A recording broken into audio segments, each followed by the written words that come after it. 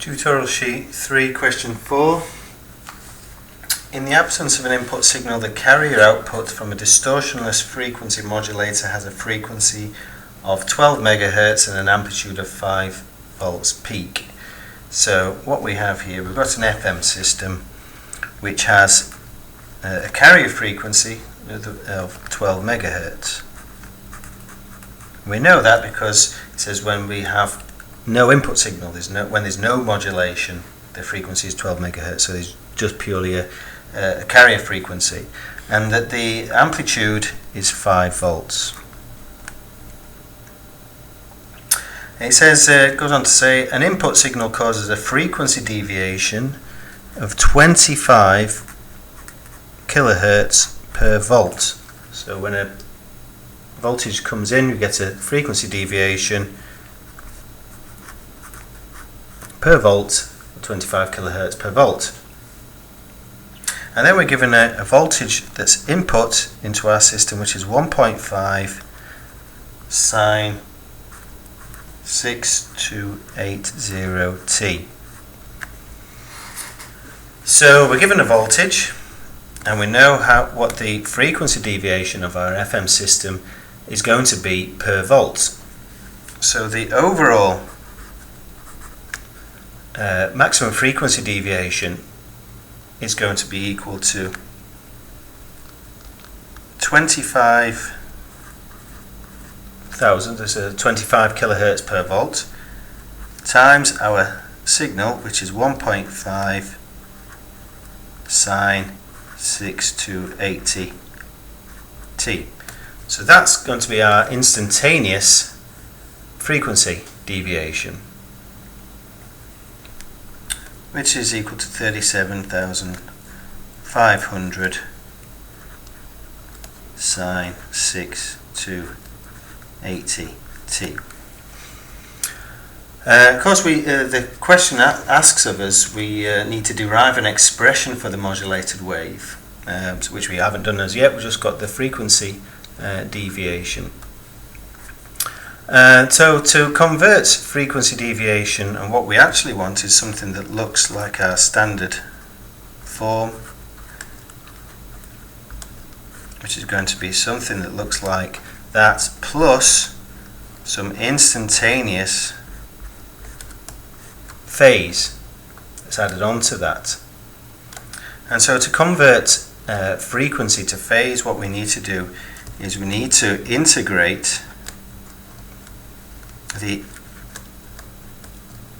angular frequency with respect to t, and that will get us to phase.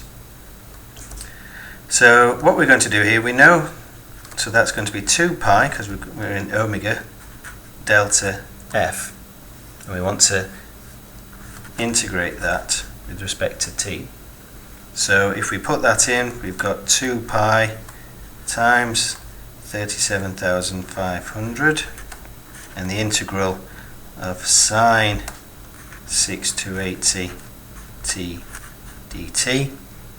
So obviously this comes out, so we've got 2 pi times 37,500 divided by 6280, and the integral of sine is minus cos.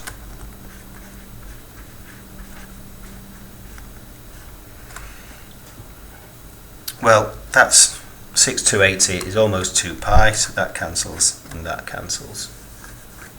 And what we've got there is going to be equal to, that's going to have a point there because it's 1,000. So we've got 37.5 minus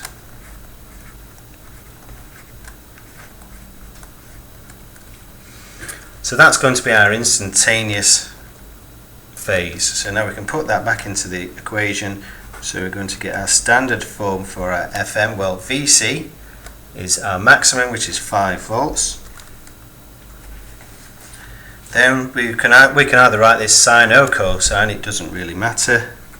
I think in the solutions it says cosine, but it doesn't matter because we're not told whether it's sine or cosine, it doesn't really matter here. Omega is going to be 2 pi times 12 times 10 to the 6. Now we've got minus 37.5 cos 628t. So that is our equation that we're asked to derive.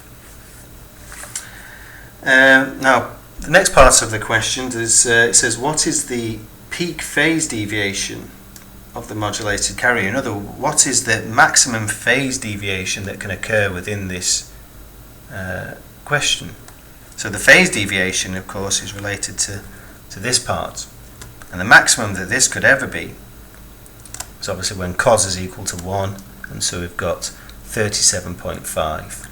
So for A, maximum phase is 37.5 radians. Part B says, what is the peak frequency and phase deviation if the signal frequency is halved? Well, if the signal frequency is halved, it doesn't make any difference to the peak frequency deviation, because that's just related to this. It's only related to the amplitude. So that's going to stay at 37.5 kilohertz. I've not changed anything to do with the frequency deviation, just due to, because what we're changing here is the modulating frequency, and that doesn't affect the peak value of this. But the phase deviation is changed, because phase deviation, which is this, that is effectively our modulation index, as we know, is delta F over Fm. Our delta F has stayed the same. Our Fm is now halved. Is halved. So that means that our modulation index is going to double. So our peak phase deviation is now going to be twice 37.5, which is 75 radians. Question C says the peak frequency deviation if the amplitude is double. So now, rather than changing the message frequency, we're changing the message amplitude, and as we know, that does change the signal. So in this case, we're going to get a doubling. If we're doubling the message amplitude, we're going to double the frequency deviation. So that means that we're going to get a 75 kilohertz signal there.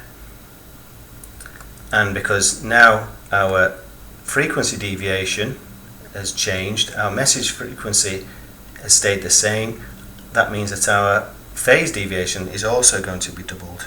So our phase is going to be 75 radians also. And that's the end of the question.